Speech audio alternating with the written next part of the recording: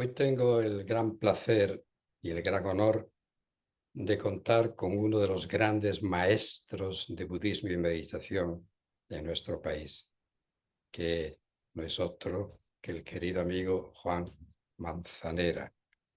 Ya hace años que nos conocemos. Juan, bienvenido y Hola, gracias buenos días. por ser un invitado especial en este diálogo que vamos a mantener.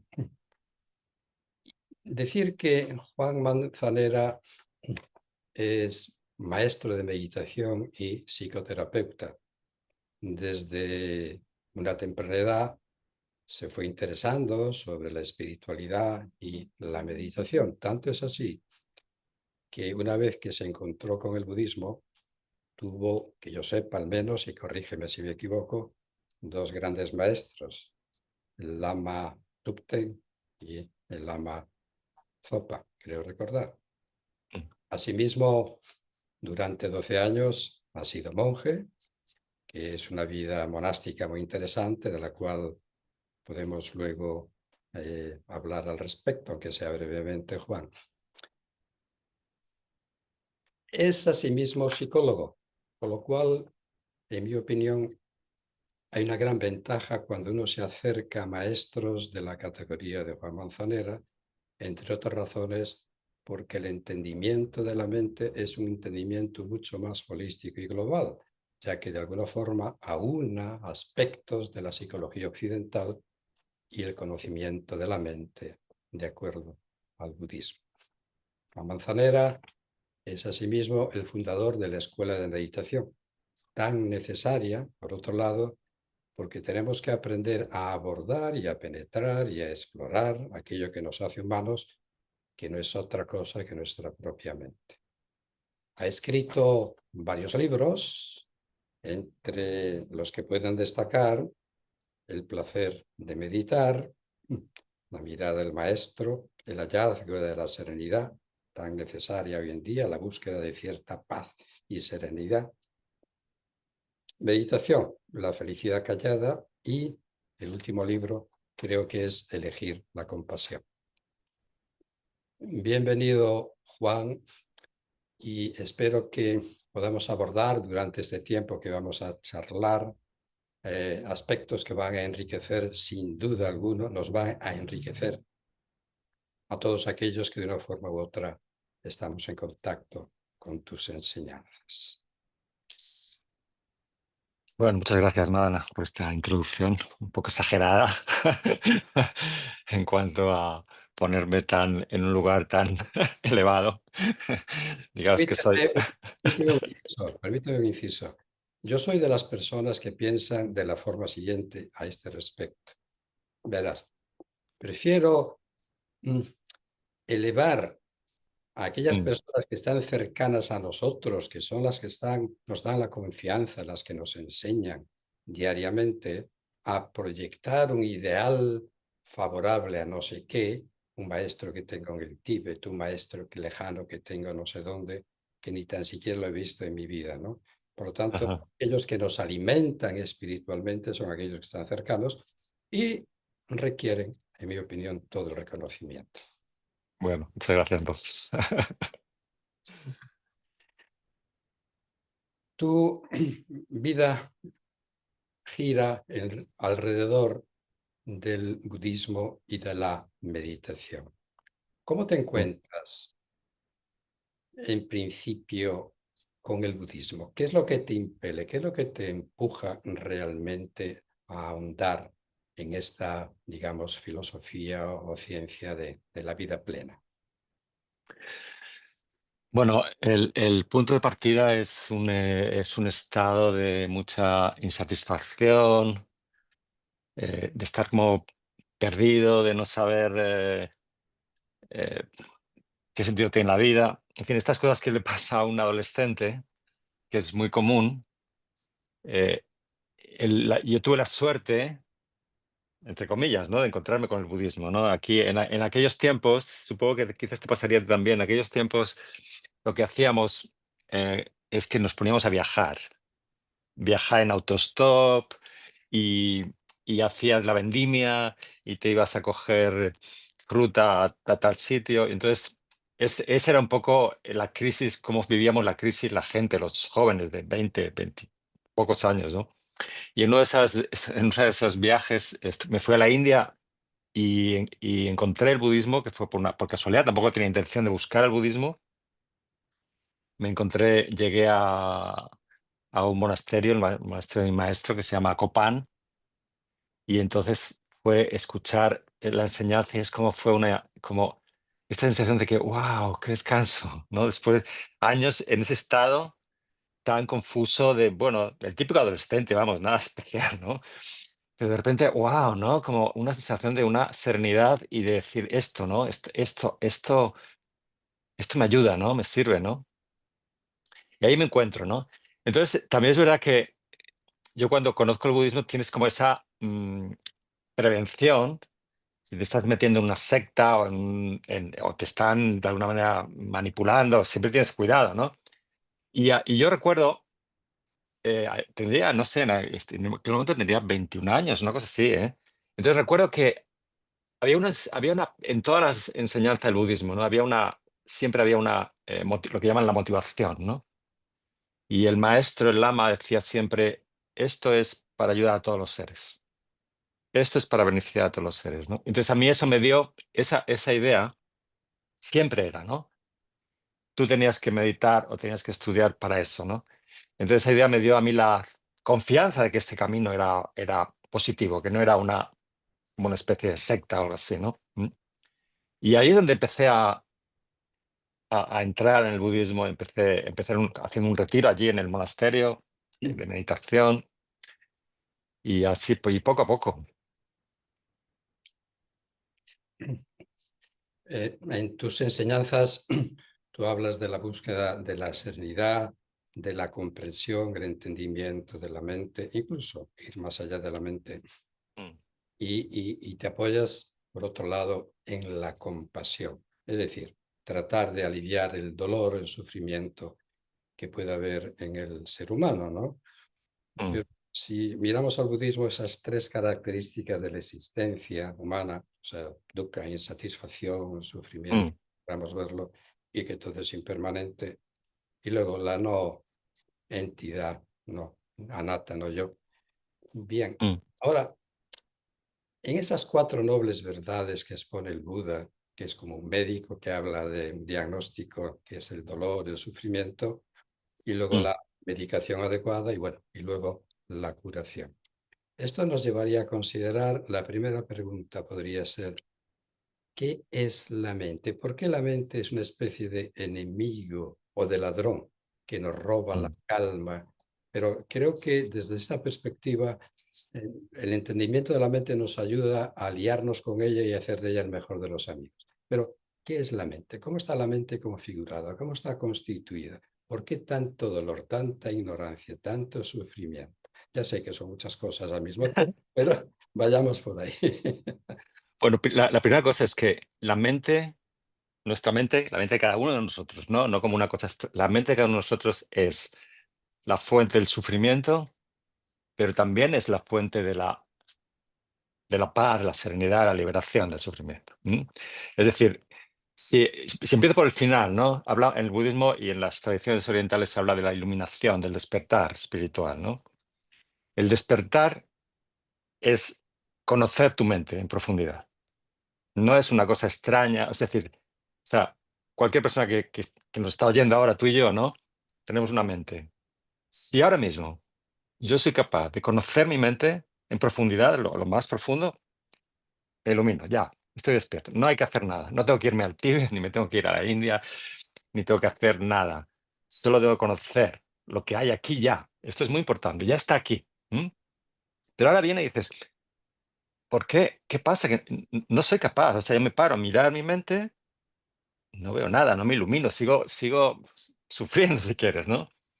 Entonces, ¿qué es lo que ocurre? Que nosotros nos movemos, digamos, por verlo así, ¿no? En la parte más superficial de la mente. ¿M?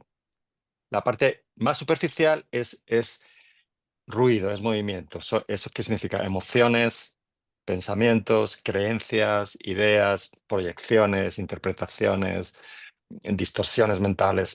Entonces, nos movemos en ese estado en ese nivel, digamos, pero no es que nos movemos ahí, sino que estamos atrapados en eso. Vemos el mundo, experimentamos el mundo, incluidos a los demás y a nosotros mismos, a través de todas esas miles, millones de conceptos, emociones, estados que hay en el nivel más superficial. Entonces estamos como atrapados en eso. Entonces, ahora fíjate la cosa. Esto yo que acabo de decir, que nuestra esencia es la iluminación, conocerlo, ¿cómo sabes que es verdad? No puedes, te lo tienes que creer porque alguien lo dice, pero desde el estado tan burdo de mente en el que estamos, desde nuestros conceptos, de todos esos conceptos, interpretaciones, desde ahí, no puedo saber nada, no puedo saber que eso es que la iluminación está aquí, porque lo que quiero decir es, estoy perdido en un montón de ideas y de creencias. ¿Sí? Entonces, eso es el problema de aquí. Entonces, el problema está en ese nivel tan burdo de la mente. ¿Qué es lo que sucede? Bueno, pues lo que sucede es que hay pensamientos y estados positivos y pensamientos y estados negativos. La mente, la parte burda de la mente se define por la polarización, siempre de polarización. ¿m? Esto ahora mismo lo estamos viendo en el mundo fuera. Fuera el mundo está muy polarizado, es un reflejo de nuestra mente. La mente es dual siempre. La mente burda, el aspecto más burdo, el aspecto más es dual siempre. Hay dualidad. Bueno y malo, positivo y negativo. Pero ¿qué ocurre? Tú puedes ver que hay personas que están más inclinadas hacia lo negativo. En su mente hay más pensamientos negativos, emociones negativas, y hay otras personas que están como más inclinadas a lo positivo. ¿Por qué sucede esto? Y repito lo que he dicho antes, estamos atrapados en eso, por eso no podemos liberarnos, ¿no? Entonces, ¿por qué sucede? Porque si yo tengo un pensamiento negativo, en la mente, suponte una mente, vamos a poner el monto inicial de la mente, esto es muy importante que la gente lo entienda, ¿no? Eh, la mente supongamos que todo es posible, positivo y negativo, ¿sí? Entonces, en la mente aparece un pensamiento negativo. Si yo le hago caso, que es lo que solemos hacer todos, hay una característica muy importante que ocurre en la mente, y es que la mente funciona por hábitos. Si yo le hago caso, ya no es igual, no hay las mismas posibilidades de que haya un pensamiento positivo y uno negativo. Al hacer caso al negativo, es más posible que surjan pensamientos negativos. Si yo le hago caso al positivo, es más posible que vuelva a ocurrir el pensamiento positivo. Entonces, las emociones negativas, enfados, adicciones, apegos, frustración, los pensamientos negativos, yo no puedo, tú eres malo, eres culpable, yo tengo vergüenza, todos los pensamientos, si les hago caso, se repiten más. ¿m? Y yo no tengo lección, porque yo estoy dominado por lo que ocurre en la mente. Y eso es lo que ocurre. Entonces la gente sufrimos porque lo que más se repite son los pensamientos negativos. A veces tenemos pensamientos positivos y entonces estamos un poco más felices. Pero al final, ¿qué ocurre? Que estamos atrapados en eso. Si yo siento siempre enfado o insatisfacción o tengo miedos o tengo muchos deseos, no hay espacio para descubrir la esencia de la mente, que es donde estaría la liberación del sufrimiento. Porque en la esencia de la mente, fíjate, perdona, en la esencia de la mente estoy más allá de este nivel de felicidad y sufrimiento tan burdo. ¿m? Estoy en la paz que en sí mismo es un estado de gozo, de felicidad, ¿no? Entonces la mente, nosotros estamos en el nivel burdo, y entonces, ¿qué es la mente? Son una constante producción de pensamientos, de imágenes, de emociones, sentimientos, y ahí estamos perdidos. Entonces el camino espiritual, el camino budista en particular, pero bueno, en general toda la tradición espiritual, es si puedes salir, puedes un poco empezar a salir de estar atrapado en esos pensamientos y emociones y sentimientos y creencias, y empezar a descubrir lo que eres, lo que hay debajo, de dónde surge todo eso. Sí. Y dentro de esta tela de araña mental que estás describiendo, ¿cómo es posible que se pueda producir lo que podemos denominar transformación o cambio? O de alguna manera esta historia personal de cada quien, de cada uno de nosotros, que está plagada, pues como bien has dicho, de hábitos, de recuerdos, de sensaciones, que van generando en Mm, nuestra mente unos hábitos muy potentes, ¿acaso no es muy complicado desterrar, deshacer, modificar, transformar todo ese mm. estado? ¿Cuál, digamos, podría ser la fórmula? No, no voy a decir la panacea, porque como bien has descrito hay polaridad y dualidad, pero ¿cómo se puede transformar ese estado que tanto nos acucia, que tanto nos hace sufrir o estar insatisfechos? Bueno, a ver, la primera cosa, a mí no me gusta decir que es complicado. Generalmente casi todo el mundo dice que complicado es esto, ¿no? Pero realmente, si realmente ponemos las palabras, digamos, precisas, hablamos con precisión, no es complicado, lleva tiempo. No es lo mismo decir que lleve tiempo a decir que es complicado. Entonces lleva tiempo. Si yo digo, quiero conseguirlo en un año, sí, es muy complicado eso.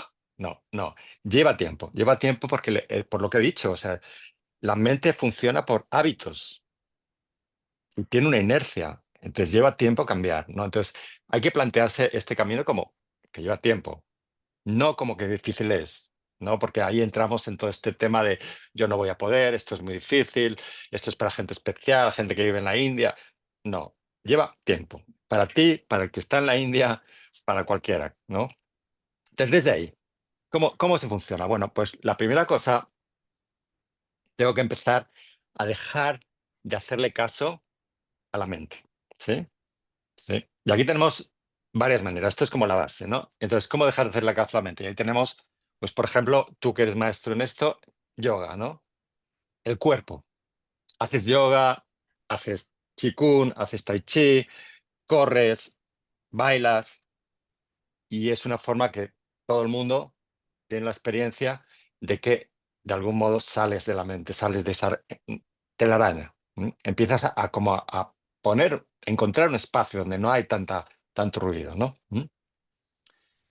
Junto con eso empieza la meditación, ¿no? El yoga, bueno, esto lo sabes tú mejor que yo, perdón, con perdón, es como la preparación para meditar, ¿no? ¿Sí? Entonces, ¿qué ocurre? Luego, ¿qué haces? Empiezo a observar, por ejemplo, la respiración, o empiezo a repetir un sonido, o me fijo en una flor, o voy a la naturaleza a caminar y observo la naturaleza, ¿no? A ver, simplemente caminar por una montaña, ¿no? Y entonces empiezo a descubrir que puedo salir de los pensamientos, ¿m? Que puedo salir de ellos, ¿no? Entonces encontramos como momentos, huecos en que no estoy perdido en lo que la mente produce. Entonces, a continuación, aquí habría varias cosas que hacer, ¿no? Diferentes, ¿no? Pero una de las cosas quizás más, yo creo que más útiles, es que empiezo yo a decidir los contenidos de la mente. ¿Cuáles van a ser los pensamientos que yo quiero pensar o las emociones que quiero sentir, en lugar de ese caos en el que estoy, ¿no? Entonces habría un entrenamiento a pensar de otra manera y a tener, digamos, a cultivar ciertas cualidades, emociones positivas.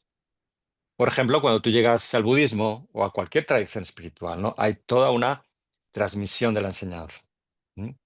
La enseñanza, realmente la función más importante es que te ayuda a pensar de otra manera, a tener control sobre los pensamientos, ¿no? Piensas de una manera, en general, las tradiciones espirituales auténticas, en general, te dan una forma de pensar que es liberadora, que va a ser la base para liberarte de la mente. Entonces tú aprendes una forma de pensar diferente, lo cual no quiere decir que sea la verdad, ¿sí?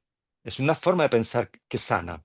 A veces nosotros cuando, no sé, si tú oyes el budismo, pues como que es otra creencia. O si estudias hinduismo, es otra creencia, ¿no? Y dices como, la gente lo interpreta como diferentes creencias, ¿no?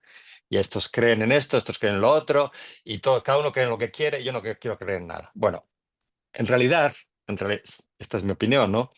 La enseñanza no es la creencia, no es que trate de creer en algo, sino que te ayuda a pensar de una manera que va a ser liberadora. Entonces, en ese proceso de estudiar la enseñanza, o de escucharla, de intentar integrarla, tú empiezas a tener control sobre, sobre los contenidos de la mente. Junto con eso, junto con la enseñanza, está, por supuesto, cultivar emociones positivas, que es muy importante. Emociones como el amor, como la compasión. ¿Por qué es muy importante? Porque cuando en la mente hay emociones positivas y pensamientos positivos, esto va a permitir todavía más escapar de la telaraña en la que estás. Te va a permitir tener claridad, lucidez para trascender. ¿Sí? Entonces, la base del entrenamiento es, lo estaba diciendo, ¿no? Desarrollar otra forma de pensar liberadora, no cualquier forma de pensar, y cultivar emociones positivas. Bueno, cuando llegas ahí, que lleva tiempo, ¿sí? No es difícil. Alguien dice, no, es que es muy difícil de tener compasión. No, lleva tiempo. Es muy difícil observar la respiración y meditar. Lleva tiempo. Pues cuando llegas ahí, digamos que eso te sitúa en un lugar. Y aquí empieza el cambio. Aquí lo que te voy a decir ahora es donde empieza el cambio, ¿no? Te sitúa en un lugar en que tú tienes la mente, tienes mucha claridad, mucha lucidez por todo ese entrenamiento y por las cualidades que has desarrollado. Te pone en un lugar en que eres capaz de dejar de creer en lo que la mente dice, dejar de creer en los pensamientos. O dicho de otra manera, lo que ocurre en ese nivel burdo, en ese nivel superficial, emociones, pensamientos, ideas, creencias, no es tan verdad. Ahí empieza realmente, yo creo, lo espiritual, el camino es la trascendencia. Porque hasta ahora me he creído todo lo que la mente dice y le hago caso. Entonces, cuando llego a este nivel, no está verdad. Y entonces viene la búsqueda, ¿qué es verdad entonces? ¿Qué es real? Pero entonces aquí viene algo muy interesante, ¿no? ¿Quién sabe? ¿Quién sabe que lo que la mente dice, todos estos pensamientos no son verdad?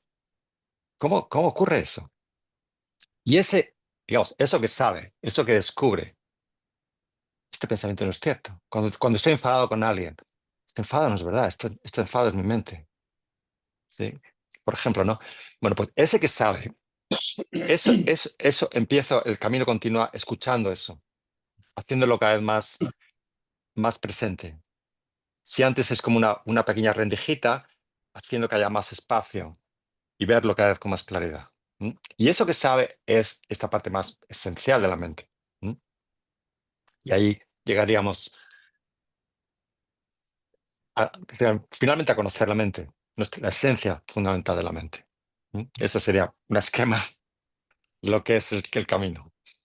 No podría pensarse que sería sustituir una experiencia distinta por otras aquellas que tú denominas o que se denominan liberadoras en este caso o transformadoras, ¿no sería sustituir mediante este proceso esas ideas de un yo determinado, polarizado, etcétera, y llegar a la conclusión de una creencia individual de que ha habido una transformación en la mente? ¿No podría ser una especie de autoengaño? Me sitúo ahí en esta posición. Un momento, ¿cómo sé yo que hay certeza en este grado, estado de iluminación o de transformación o lo que fuere?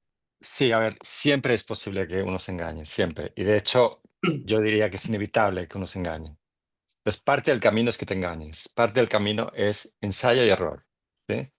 Entonces, lo que hay es que lo que hay que hacer es no, cuando tienes una apertura, lo que sea, no confiar, voy a ver si es verdad. O sea, siempre uno tiene que ser muy honesto, ¿no? En este camino hay que ser muy, muy honesto con uno mismo, no con los demás. Los demás puedes dar la imagen de que eres muy espiritual, pero es fundamental una honestidad. Entonces, no lo sabes. Entonces, ¿cómo lo sabes? Continúas practicando con el tiempo. ¿M? Tú puedes, no sé, en un momento dado haces una meditación y tienes una inmensa paz, ¿no? Y dices, he visto el ser, mi esencia. Bueno, vamos a ver. Entonces sigues practicando, sigues practicando. ¿No? ¿Y qué ocurre? No, y descubres, al poco tiempo descubres, no es que he sentido, he descubierto mi esencia, no, es que por un momento dado no había pensamientos, que no es lo mismo. Entonces, claro que uno se puede engañar, ¿sí? Y hay que tenerlo en cuenta. Yo creo que hay que contar con eso. a lo mejor me estoy engañando, ¿no? Entonces, no creerse que somos tan estupendos, que el camino es como una flecha que va. No, siempre que tenemos que contar con que nos equivocamos, metemos la pata, lo hacemos mal. Yo siempre digo, yo, bueno, siempre no, últimamente digo que cuando miras atrás, si eres un buen meditador, cuando miras atrás el recorrido, te das cuenta que llevas toda la vida meditando mal. Ujú. Y eso es una prueba de que estás avanzando.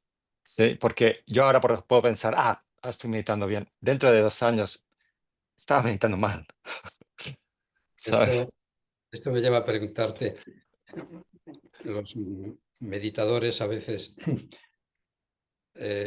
suelen decir, bueno, hoy he tenido una buena meditación, bueno, hoy he tenido una mala meditación. Es decir, como juzgar esos Mm. aspectos de la meditación para darle una calidad y una cualidad determinada, como bueno, como malo, ¿no? Esto por un lado. Y por otro lado, entroncando con lo que tú estabas diciendo con anterioridad, en esa transformación de la mente, ¿no consideras tú que en muchas ocasiones el buscador, el meditador, no requiere, no está necesitado del apoyo de, vamos a llamar, un maestro, como puede ser tu caso, que puede dilucidar, que puede ayudarte a discernir si vas por la vía adecuada, si tienes tus dudas, o cómo corregir el rumbo, lo mismo que un barco, ¿no? Que tiene elementos de navegación en los que te apoyas? ¿No puede el meditador apoyarse, en este caso, en un maestro, como es tu caso, un maestro de meditación y conocedor del... Sí, a ver, evidentemente todos tenemos muchos puntos ciegos. ¿M? Y hay una parte de sombra, ¿no? Que digamos que de alguna forma como reprimimos a nuestros aspectos oscuros que no nos gustan. Entonces sí es necesario alguien que te vaya, de alguna manera te vaya indicando, ¿no? Alguien que sepa un poco más, ¿no? Que vaya un poco por delante, ¿no? Y a veces, sí, en el camino espiritual a veces no es una opción, es necesario. Y yo pienso que también depende la etapa en la que estás.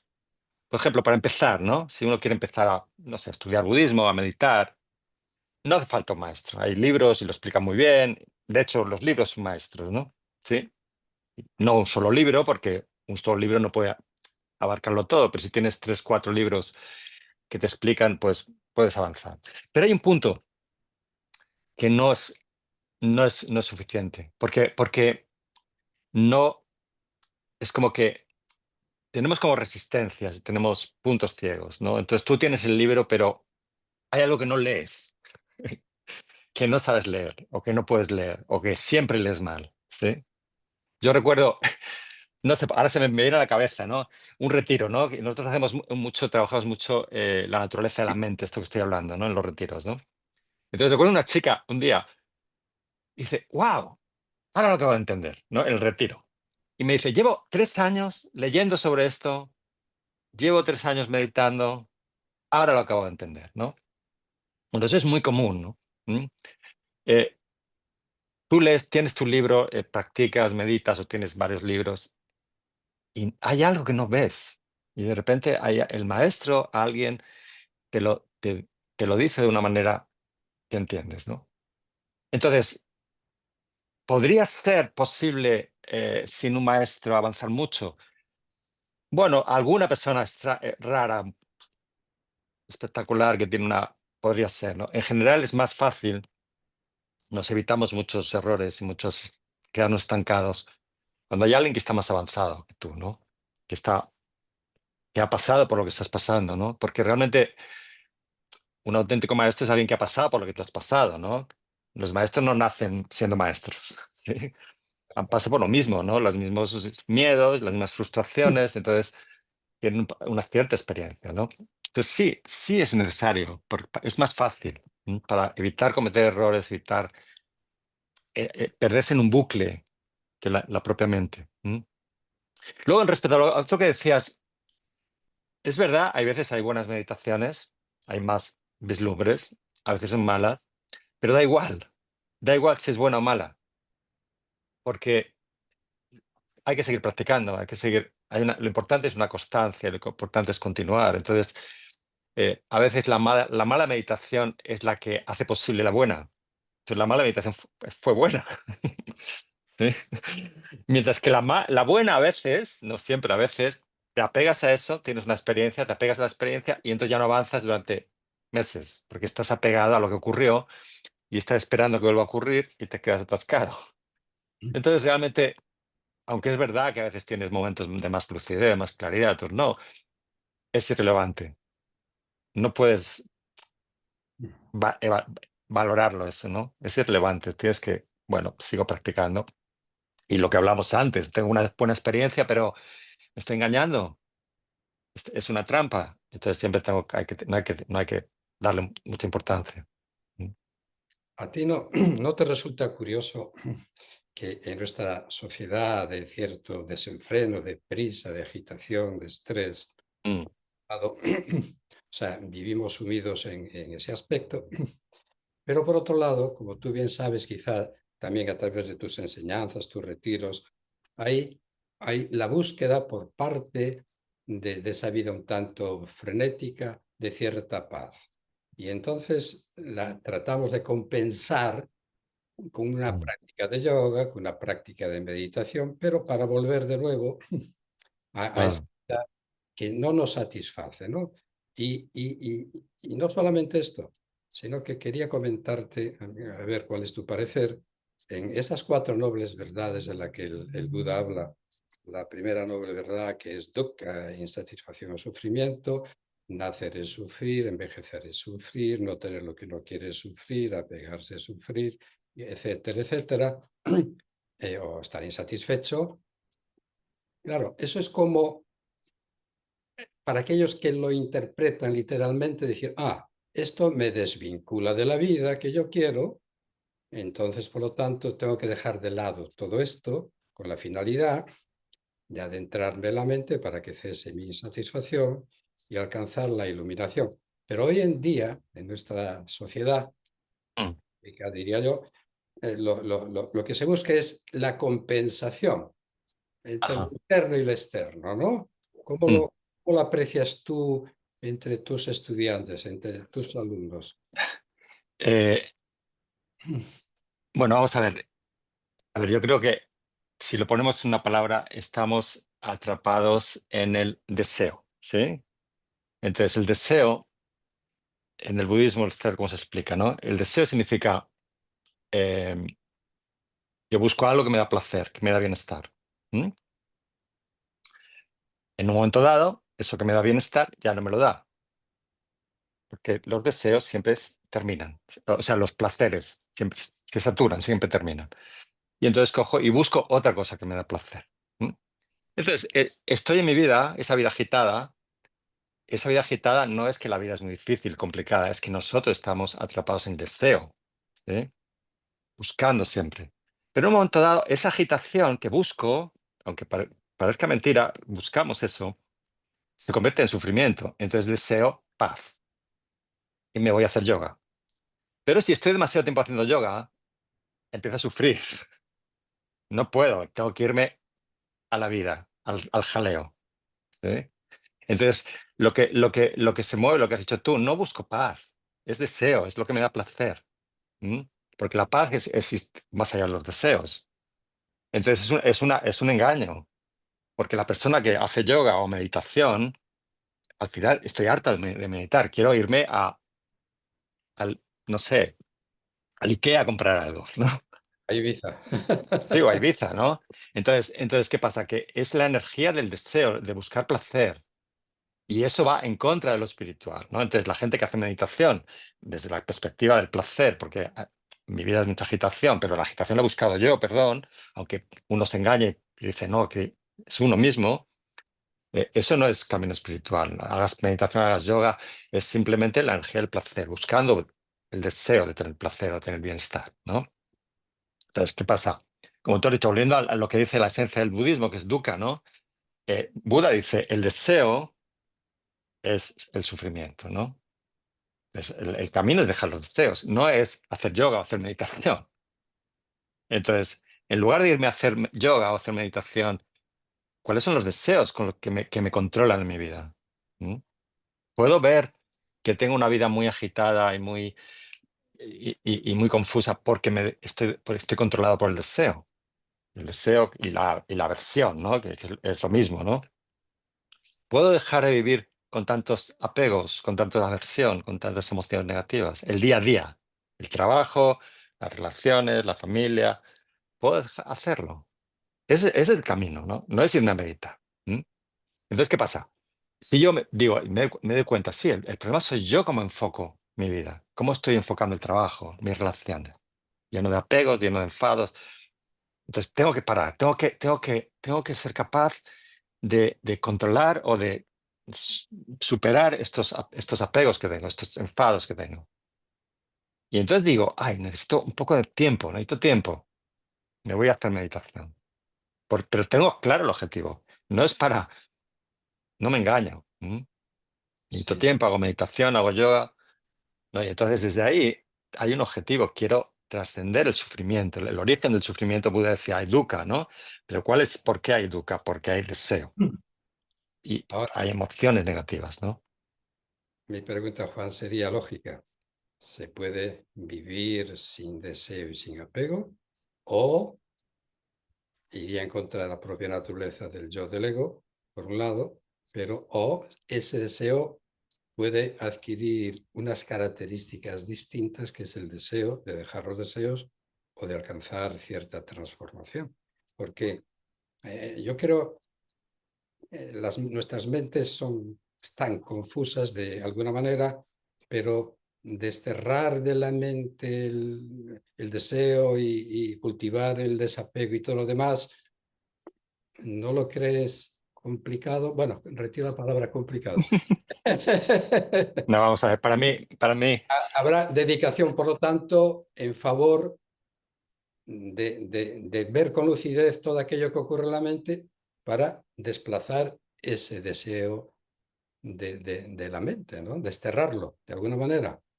a ver, parte del entrenamiento en el deseo es ser consciente de qué ocurre con lo que deseas, ¿sí? Para mí no hay ninguna duda, se puede vivir sin deseos, no hay ninguna duda, ¿no? Entonces, ¿qué pasa? Hay un entrenamiento y eso es parte del trabajo, ¿no? Entonces una persona tiene que ser consciente, vale, yo deseo esto, lo busco, lo tengo, ¿qué me ocurre? ¿Cuál es mi experiencia? Entonces, no es el deseo es malo, voy a vivir sin deseos, eso no funciona nunca, ¿no? Es sabiduría. ¿Qué ocurre cuando yo me dejo llevar por lo que me apetece, todo lo que me apetece? ¿Qué ocurre? ¿Mm? Entonces aquí hace falta, claro, una capacidad de autoinvestigación, de introspección, que es fundamental, si no, nunca termina el sufrimiento, ¿no? O sea, Buda dice, estamos hablando, fíjate, tú lo has planteado, dukkha, estamos hablando de la causa del sufrimiento, que es el deseo, y ahora hablamos, lo que dijo Buda, hay un camino para la cesación del sufrimiento, ¿no? Este es el camino. ¿Cuál es el camino? Hace falta introspección. Entonces, lo que tengo que hacer es, ¿qué me ocurre a mí cuando me dejo llevar por los deseos? No tengo que juzgar el deseo ni culpabilizarme. Eso es muy importante. Y lo que vas a ver con un poquito de introspección es que cada vez que me dejo llevar porque me apetece, tengo sufrimiento. ¿Mm? ¿Sí? En El este caso, deseo acaba en sufrimiento. Entonces, cuando yo eso lo veo 3 veces, ya no voy a desear. Si yo pongo el ejemplo clásico, ¿no? Si yo como chocolate, que me encanta, me sienta mal. Bueno, esto ha sido una casualidad. Vuelvo a comer chocolate, me vuelvo a sentir mal. ¿Qué pasa aquí? Y vuelvo a comer chocolate y me sienta mal, digo, uy, algo me pasa que yo no puedo comer chocolate. Ya no como más. ¿Sí? Es así. Con el deseo es así. Cuando veo que me causa sufrimiento. ¿Sí? El deseo, y estoy hablando del deseo, va con la aversión también. Deseo y aversión van juntos, ¿no? La dualidad que hablamos antes, ¿no? Las polaridades, ¿no? Entonces, si yo me dejo llevar, lo que tenemos que hacer es ser conscientes de que esto me trae sufrimiento. Esto es muy importante porque si nosotros hablamos del deseo, ¿no? Y la gente dice, pues no hay que tener deseos, no hay que tener apego, no hay que tener... Y esto es ser espiritual. No voy a llegar a nada, nunca. Y ocurre lo que dices. ¿Es posible? No es posible. Ese planteamiento es imposible, abandonar el deseo, ¿no? Pero si soy consciente de las consecuencias de la mente, de las emociones, las consecuencias de tener enfado, de tener apegos, de tener envidias. No quiero, no lo alimento. Entonces, ¿qué pasa? Bueno, pues lleva tiempo esa capacidad de introspección.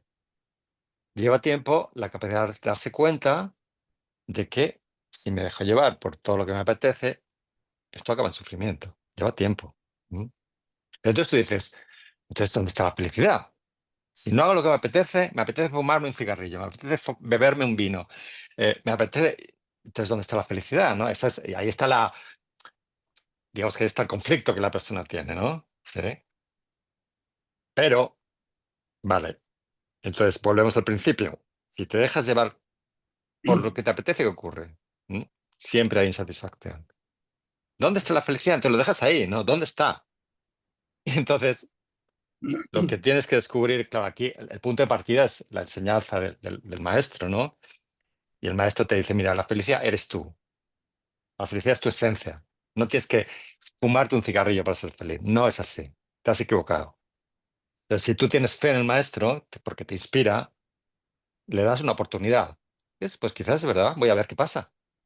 Voy a ver si me quedo conmigo mismo y dejo de fumar un cigarrillo, a ver qué pasa. Entonces, de repente dices, pues es verdad, hay como una calma. No dura mucho, pero dices, hay algo de verdad en esto. Entonces, esa calma que descubres, que es muy diferente a siempre estar fumando, por ejemplo, ¿no? La quieres alimentar, la quieres nutrir, la quieres explorar más. Y ese es el camino. Entonces, este tipo de exploración al que te Mm, refieres me lleva a situarme en este paralelismo, ¿no? Es decir, por ejemplo, se me ocurre, Newton no inventó la ley de la gravedad, descubrió lo que ya existía. Ramón y Cajal no inventó las neuronas y todo lo demás, sino que descubrió lo que ya existe, ni tan siquiera Colón inventó América, sino que descubrió lo que mm, existe. En este sí. caso, el Buda, el budismo, a través de esto que estás planteando, para llegar a conocer esta función de la mente y no participar de ella y no estar con una mente reactiva en todo instante, nos lleva, por lo tanto, a plantearnos la meditación como tal. Mm, Eh, Dentro del budismo, mejor que yo evidentemente lo sabes tú muy bien, hay muchas ramificaciones. Hay un budismo primitivo, Theravada, Mahayana, Vajrayana, etcétera. Incluso dentro del budismo tibetano, en el que tú eres un gran experto, pues hay diferentes corrientes o escuelas, ¿no? O diferentes modelos o tipos de meditación, ¿no? Lo podemos ver en Sri Lanka, en Birmania, mm. bueno, ahora Tailandia, etcétera. India, el budismo primitivo en India. Ahora, ¿qué método meditativo propones y cuáles son las características a tener en cuenta para que la meditación nos lleve a ese entendimiento, a esa lucidez de la mente, a esa, no voy a decir el nirvana, que es extinción, o si puedo decirlo, lo digo, pero ¿cuál es tu enseñanza al respecto? A ver, aquí hay un problema, y es que no podemos decir algo para todas las personas. Cada persona es diferente. Por eso Buda enseña muchas técnicas para diferentes personas. Por eso hay muchas tradiciones. Depende de la persona y depende digamos, del el nivel de conciencia que tienes, ¿no?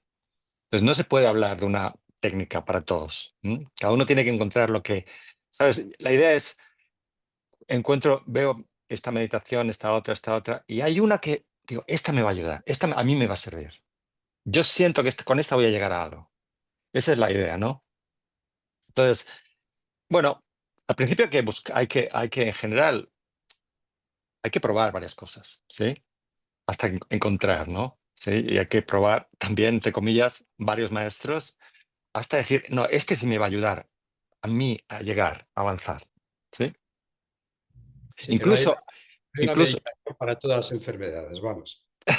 sí, algo así, ¿no? Sería ideal, ¿no? Pero No, pero incluso iba a decir, ¿no? Incluso aunque tú oyes hablar de un maestro que es increíble, que es en el budismo tibetano, un Rinpoche reencarnado, maravilloso, pues, y entonces vas y le sigues. Pues a lo mejor no. A lo mejor ese supermaestro no te va a llevar a ningún sitio, por tal como tú eres. ¿M? Y es un poco lo que tú has señalado un poco antes, ¿no? Esa fe, idealización, bueno, genial, será un supermaestro, pero a mí no me sirve. Hay que ser muy, es que es muy complicado, aquí sí que digo la palabra complicada, ¿no? Es muy, porque uno tiene que ser muy honesto consigo mismo. Entonces, esto me va a ayudar, porque yo quiero avanzar, yo quiero evolucionar. Esta persona, esta meditación, ¿no? Hay que tener, entonces al principio, bueno, nosotros no tenemos esa sensibilidad, entonces practicamos un poco todo, ¿no? Pero bueno, dicho esto, para mí el trabajo importante para todos, ¿no? Para todo el mundo, es dos cosas, ¿no? Trabajar la compasión, trabajar la sabiduría. ¿M? Compasión tiene que ver con, la compasión es como un paraguas que abarca todas las cualidades. Entonces yo creo que eso es esencial, ¿no? Desarrollar todas las cualidades, eso incluye ecuanimidad, gratitud, amor, regocijo. Entonces compasión es quieres estar en el mundo aliviando el sufrimiento. ¿M? Quieres conseguir eso. Entonces hay toda una serie de meditaciones que se llaman meditaciones analíticas que te llevan a desarrollar esas cualidades. Entonces, ¿qué ocurre? Esto es cualquier persona, si tú practicas esto, ¿no? Muy rápido dices, mi vida ha cambiado. ¿M? Es como muy inmediato la experiencia cotidiana, el cambio en la experiencia cotidiana. ¿M? ¿Sí? La compasión tiene un papel muy importante, ¿no? Y es que te ayuda, te protege de todo tipo de distorsiones espirituales, de fantasías espirituales, porque es muy fácil perderse en todo es una ilusión o todo es el ser o bla, bla, bla, ¿no? Entonces la compasión, el querer que esto tenga una utilidad en el mundo, que sea real, es una protección. Entonces, para mí es muy importante cultivar la compasión, ¿no? La otra parte es sabiduría. Sabiduría es lo que he dicho, es conocer quién eres, qué eres. Y aquí hablamos del yo que tú has nombrado antes, ¿no? Nosotros, bueno, sentimos yo soy él, yo soy así, yo soy esto, soy lo otro. Bueno, ese yo, esa identidad, esa imagen que tenemos nosotros mismos es una ilusión, es una fantasía, es parte de lo que la mente fabrica. Y sabiduría es descubrir realmente lo que realmente somos, ¿sí? Y hay un trabajo de meditar en sabiduría, ¿no? Entonces, la meditación en sabiduría tiene un pequeño, yo por lo menos uso hay una pequeña parte analítica, pero tiene más que ver con una conciencia que observa aquí lo que hay. ¿Sí? Y pongo un ejemplo que yo uso mucho, ¿no? Imagínate que tienes un ramo de flores, ¿no? Y yo llego a tu casa, tienes las flores y dices, uy, qué bonitas, ¿no? Qué maravilla. Y entonces me acerco y digo, anda, si no son de verdad. Y entonces te comento, ¿no? Hoy en día, qué bien hacen las flores, que son increíbles, son preciosas, ¿no? Pero no son de verdad. ¿M? Bueno, ese es el ejemplo. Yo veo el mi ego, y me creo que es real. Pero cuando miro con atención, anda, si es falso. Eso es la sabiduría, ¿no? Que desarrollas una lucidez que te das cuenta, esto no es verdad, esto que creía que soy no es verdad, y entonces puedo mirar más profundo y se desvela una realidad inexpresable, ¿no? ¿Mm? Sí, Entonces, para mí, yo siempre hago estos retiros, ¿no? En que trabajamos la naturaleza de la mente, la esencia de la mente, pero siempre hay compasión, las dos cosas, ¿no? ¿Mm? Y yo para mí esa es la esencia, ¿no? ¿Mm? esto me lleva a dar un salto, un pequeño salto, aunque sea muy de pasada. Como tú bien sabes, hoy está muy en boga en los cuantos años para acá la meditación mindfulness de plena Mm, atención. mm, La sensación o el enfoque o el énfasis está puesto el aquí, el ahora, vivir el presente sin juzgar, etcétera. Y es un abuso continuado yo diría, de esa frase tan manida ya atribuida a John Kabat-Zinn, ¿no? Eh, por otro lado, va acompañado del reconocimiento a través tanto social por un lado como desde desde el punto de vista de la neurociencia, y tanto es así que hay quien dice que cuando uno se sienta a meditar le llaman el asiento de la felicidad, porque supuestamente ese asiento te lleva a esa felicidad que buscas, Mm, está mm, presente. No obstante, me parece que mindfulness como tal elude los aspectos filosóficos y de búsqueda real que aparecen en todo el budismo y toma como terapia, o se toma como terapia, ¿eh?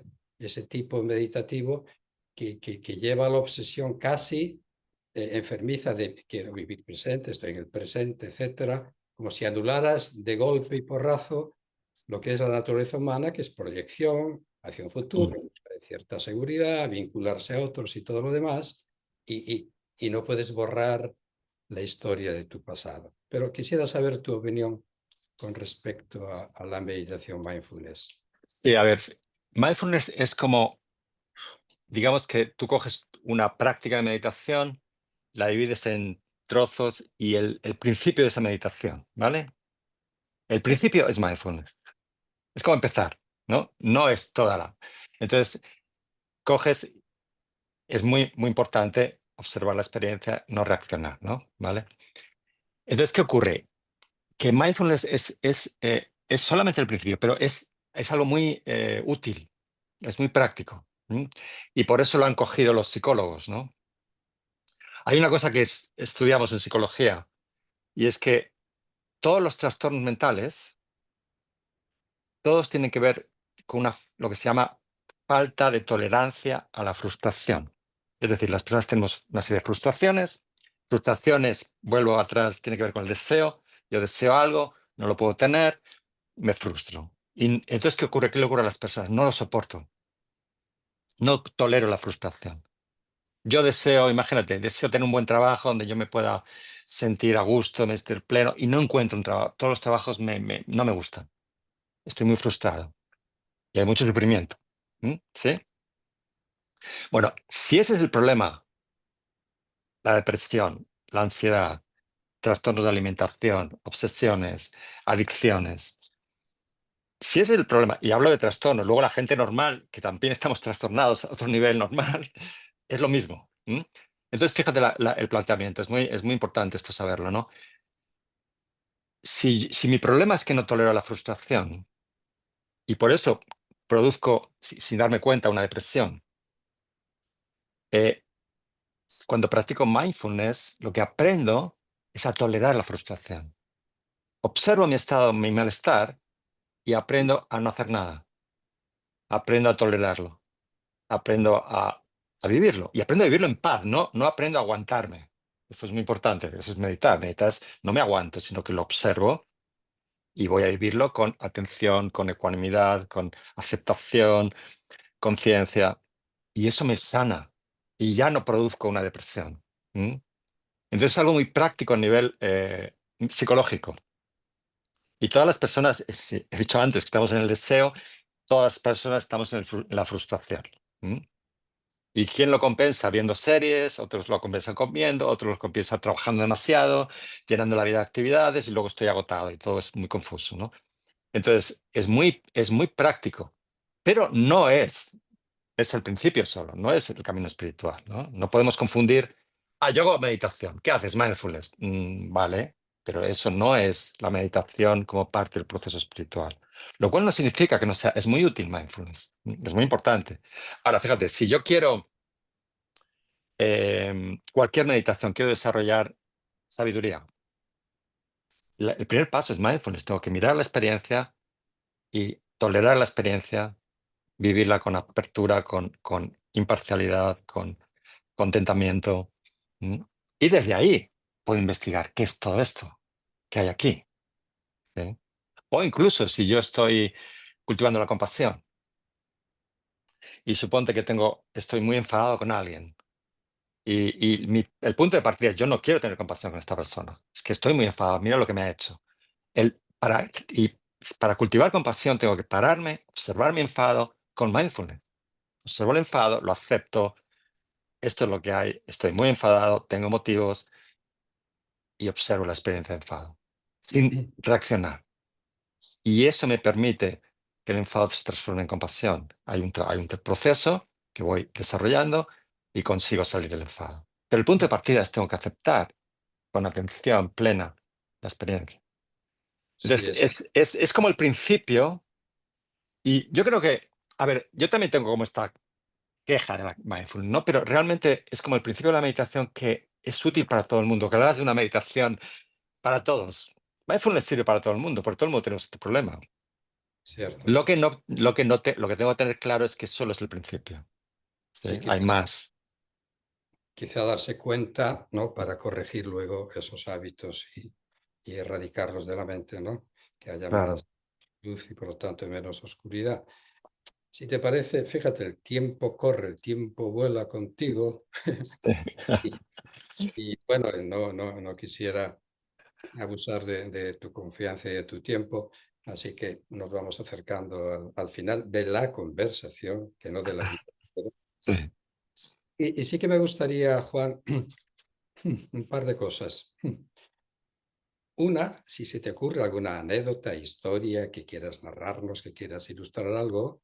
Y luego, pues sí que me gustaría que nos hablases de los principios fundamentales de la meditación, cómo hacerla, cómo realizarla, Mm.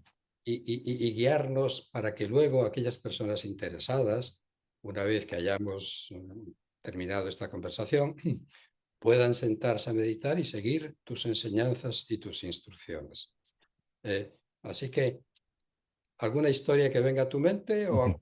alguna Sí, anécdota? me viene una historia, no hemos hablado mucho de ello, no hemos hablado mucho del yo, pero es una de las claves de este camino espiritual, ¿no? La idea que uno tiene de sí mismo, el ego que uno tiene, ¿no? Porque el yo, digamos que es lo que, por ejemplo, antes te dije, ¿no? La mente funciona por hábitos, ¿no? Tú te enfadas hoy, te dejas llevar y mañana va a ser más fácil enfadarse, ¿no? Sí. Entonces, ¿qué ocurre? Ahora mismo, si yo veo los estados mentales que van a ocurrir hoy en mi vida, si va a haber ansiedad, si va a haber enfado, si va a haber tristeza, es una inercia que se ha creado en la mente. Y antes de contar la anécdota, quería decir esto. Entonces, si tú te preguntas, ¿por qué la mente funciona así? ¿Por qué en mí hay una inercia a siempre sentir enfado o siempre sentirme insatisfecho? Y la explicación más sutil es por el yo. Porque cuando hay un estado emocional, siento soy yo, es mío, hay un yo, ¿vale? Bueno, y habría que trascender el yo, etcétera. Bueno, pues la historia esta va de que este es un monje que su maestro le manda a meditar a un lugar. Dice, mira, vete a tal montaña y allí vas a meditar. Y el monje va allí y hace mucho frío. Y, uy, aquí no puedo meditar, hace demasiado frío, yo no soy capaz. Y vuelve al maestro y le dice, es que hacía mucho frío, ¿dónde voy? Bueno, pues vete a tal sitio. Entonces se va a otro sitio y hay mucho calor. Es que es insoportable. Y vuelve al maestro. Y el maestro dice, es que hace mucho calor, no podía meditar. Bueno, entonces el maestro le dice, bueno, pues vete a un sitio donde no haga ni frío ni calor. Y entonces el monje dice, es que no existe ese sitio, ¿no? Si voy allí, hace calor, no hay más. Y le pregunta al monje, le pregunta al maestro, ¿dónde está ese sitio? Y entonces el maestro le dice, ese sitio está donde no esté tu ego. Cierto. Sí, el ego como tal, aunque sea muy brevemente, es muy común escuchar, no quiero tener ego, el ego es el enemigo, hay que aniquilar el ego, matar el ego, Mm, etcétera. Y da la sensación que hay que aniquilarse a sí mismo, porque el ego es mm, en definitiva, con sus luces y con sus sombras. Pero yo creo que había que aniquilar el egoísmo, más bien, visto desde otro ángulo, o bien transformar aquello que te hace ser como eres a lo largo de la conversación, lo que tú ya has mencionado, ¿no? Pero quiero decir con esto, pero fíjate, la idea no tiene sentido hablar de aniquilar el ego porque el ego no existe. O sea, no es verdad, no es real. Entonces, ¿cómo vas a aniquilar algo que no existe, no? Es como si tú ves un espejismo en el desierto hay que quitar esa agua de ahí. No existe. Es un engaño, ¿no? Sí, sí. Claro. Yo recuerdo muy bien conversaciones con Ramesh Balsekar, este Mm, gran maestro, no Advaita, no dualista. Pues, no, Madana no existe. Madana es de quién. Bueno, en fin, todo este tipo de mm, cuestiones, ¿no? mm, mm. Ahora, bien, por lo tanto, ¿cómo ayudarnos a vivir mejor? ¿Cómo ayudarnos a vivir con mayor serenidad, con mayor placidez, con mayor entendimiento, con mayor conocimiento? Que la meditación que tú puedes enseñarnos, en este caso, puede ayudarnos a entendernos, a tomar conciencia, a observarnos, a transformarnos y a mejorar nuestra existencia con, con, con esa dedicación.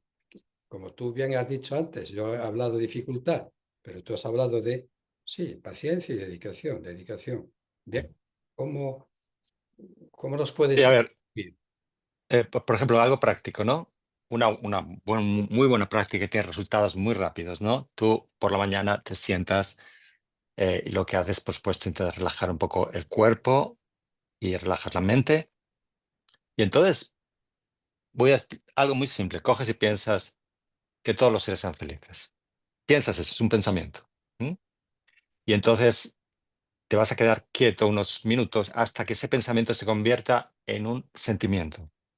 Hasta realmente tú buscas llegar a sentir, realmente desear que todos los seres sean felices.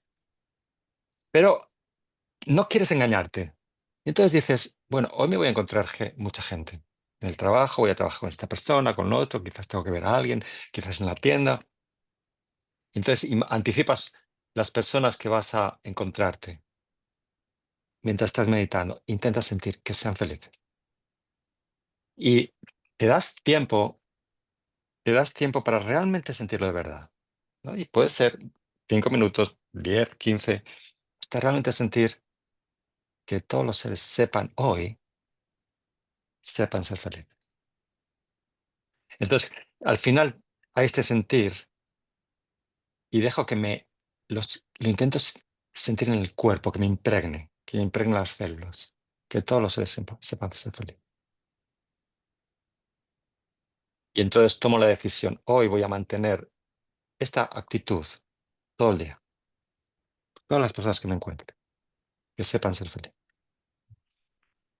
Es que hoy no importa lo que yo quiero, lo que yo deseo, si me salen mal las cosas, si tengo algún problema, lo más importante es mantener esta actitud, que todos los seres, que esta persona con la que estoy sepa ser feliz.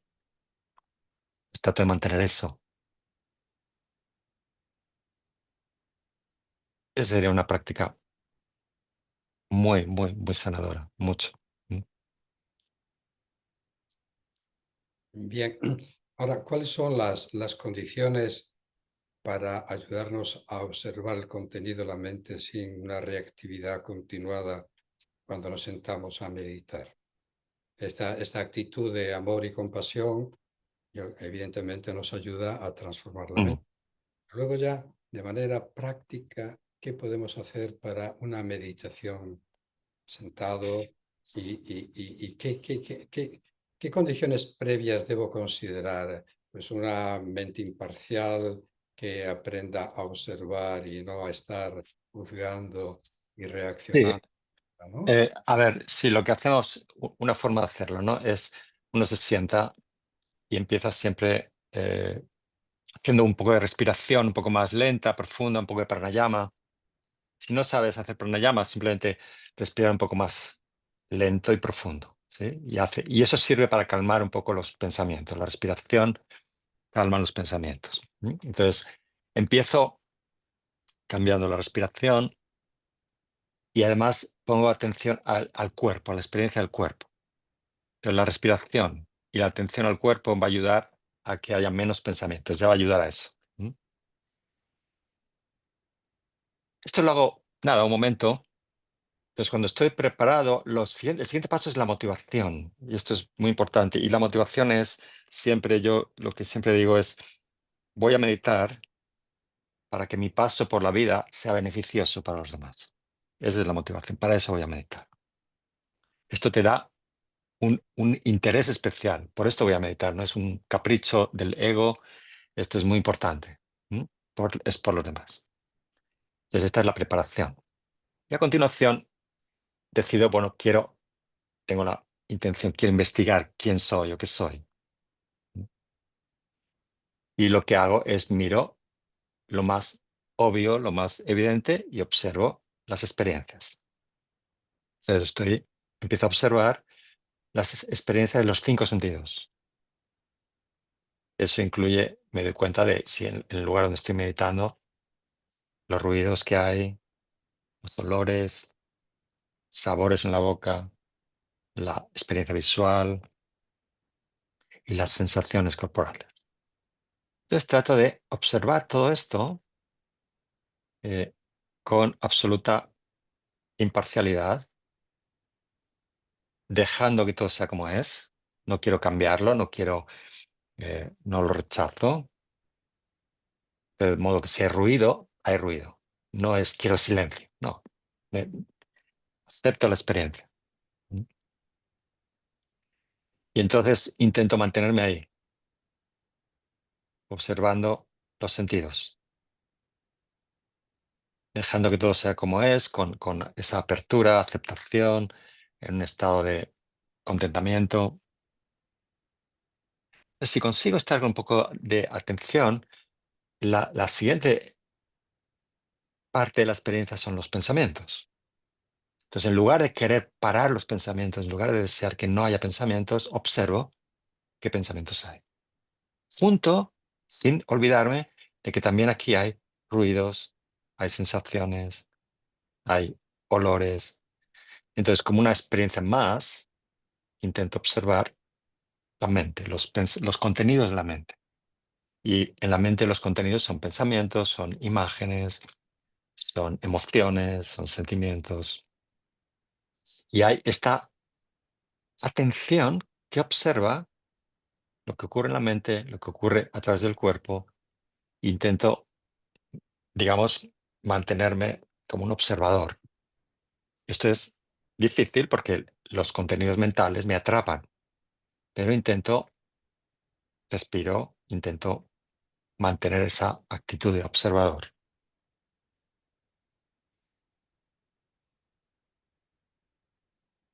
Entonces, si lo consigo,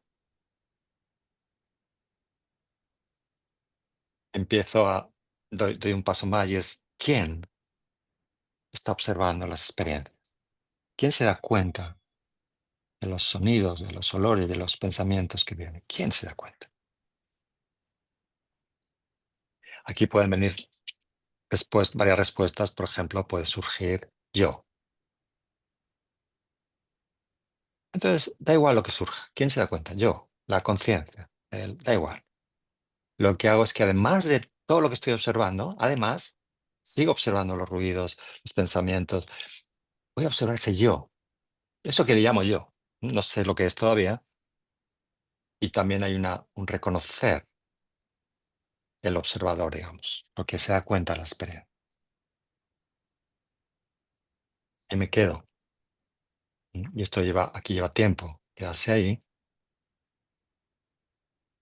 Y hay un momento en que se descubre que el observador no es un observador, que el yo no está observando la experiencia, sino que la experiencia está ocurriendo sin ningún centro, sin ningún observador, sin ningún yo, sin ningún punto de partida.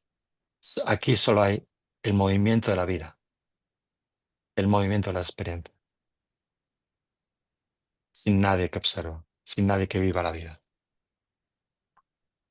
Y los ruidos cambian, los pensamientos y todo está en movimiento.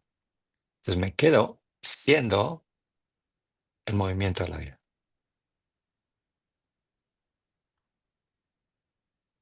Sensaciones, pensamientos, ruidos, olores.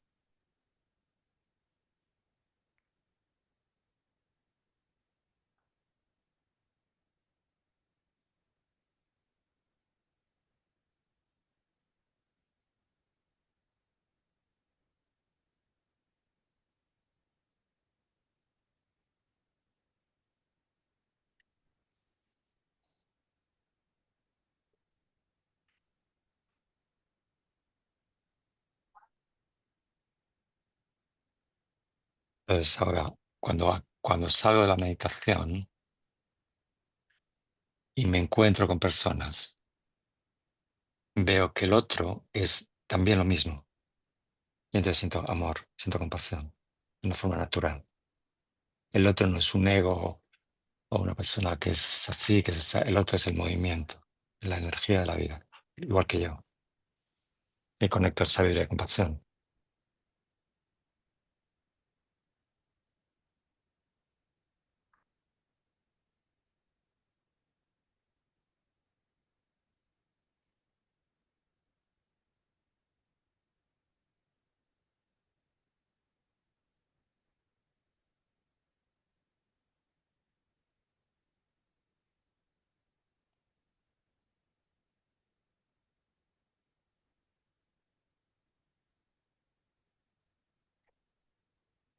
Mm.